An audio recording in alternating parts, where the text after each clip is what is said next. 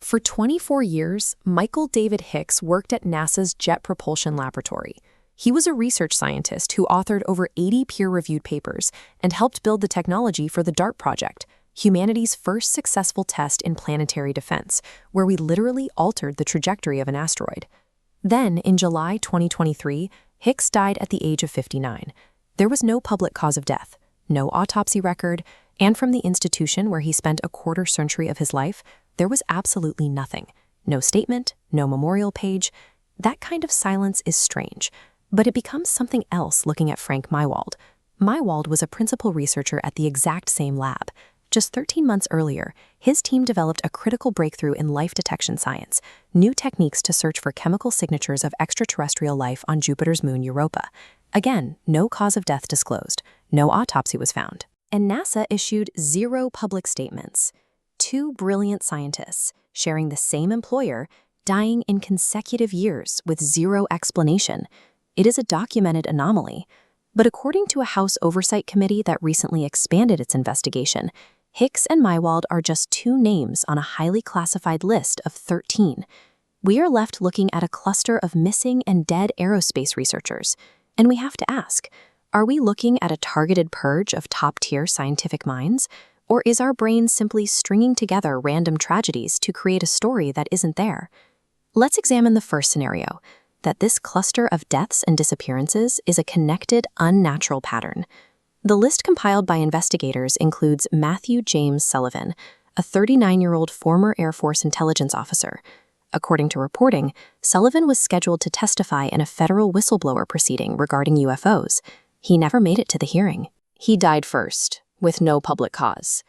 You also have Ning Li, a physicist specializing in superconductor-based anti-gravity research, who suffered permanent brain damage after being struck by a car on a university campus in 2014. The evidence goes beyond unexplained medical events. We have cases of personnel vanishing completely. When top clearance researcher Melissa Cassius disappeared, her digital footprint was wiped. Her phones were remotely factory reset before she vanished, and her remains were found a year later in a location search teams had already cleared. Cassius worked at Los Alamos National Laboratory. So did Anthony Chavez, who went missing in 2025 and has never been found. The overlap points to the same geography and the same specific, highly classified institutions. In some cases, the violence is explicit.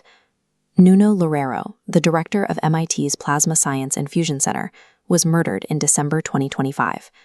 The suspect died shortly after, and no motive was ever established. 13 people working in the exact same national security ecosystem, planetary defense, aerospace engineering, nuclear weapons components, either dead or missing under bizarre circumstances. When the overlap is this concentrated, brushing it off as a coincidence starts to look like institutional negligence. But let's look at the math. The skeptical, scientific view requires us to step back and look at the actual probabilities. This visualization shows the total U.S. aerospace and defense workforce. We are talking about hundreds of thousands of people working across defense contractors, national labs, and universities. Out of that massive pool, we are isolating 13 individuals. If you track any group of several 100,000 people over a 10-year period, the law of probability dictates you will find a dozen weird, violent, or tragic deaths. Even in a perfectly random distribution, data points will naturally cluster together. And the silence from NASA? When private individuals pass away from natural causes, even highly credentialed scientists, their families frequently request privacy. An institution failing to publish a press release isn't a cover-up. It is standard human resources policy. You also have to look at how this list was built. Including Ning Li's 2014 traffic accident artificially stretches the timeline backward by a decade, forcing an outlier into the dataset to make the recent cluster look like a long-running conspiracy. Human brains are pattern recognition machines. We are hardwired to find order in chaos. Draw a circle around any random sample of thousands of people, and you will find a pattern if you stare at it long enough. While the individual cases remain unresolved, the federal reaction to the cluster has become a concrete piece of evidence itself. The government is currently treating this pattern as a legitimate threat. The FBI has opened a formal review. Congress is actively holding classified SIFE briefings to examine these 13 specific names. The White House has publicly confirmed the existence of a federal investigation, a process running exactly parallel to the ongoing declassification of UAP files.